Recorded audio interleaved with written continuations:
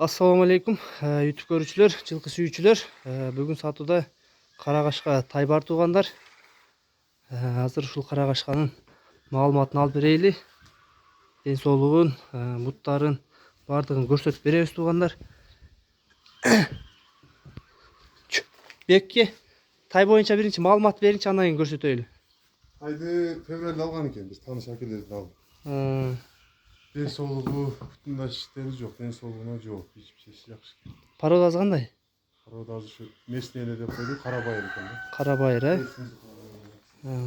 азыр арка жактарын көрсөтөйүнчү.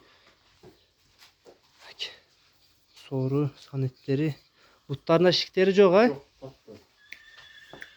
Алды жактарын көрсөтөйүнчү, алды жактарын. Тоголок кашкасы бар экен. Төштү карап алат туугандар. Төшүндө көрсөңөр болот мына жакында. Буттары мына таза экен. Шине жерлери жок экен. Бою канча бар тайдын бою? Ой, 1.40 ашык экен. 1.40 ашык экен. Толук көрүнүшү.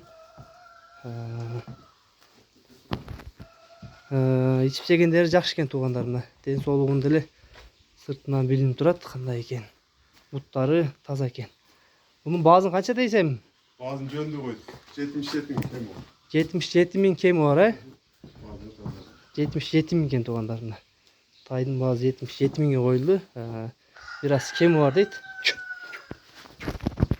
Tay kökke koyulgan mı? Kurakta mı? Kökke hem koyup başlattır. Kökke koyuldur ha? Mına tuğanlar bazı noktular 77 000 kemi var eken. Suraysınlar mı? Kavak başında jakından bir көрсөтүп коелу. Номерлерин жазып калтырабыз.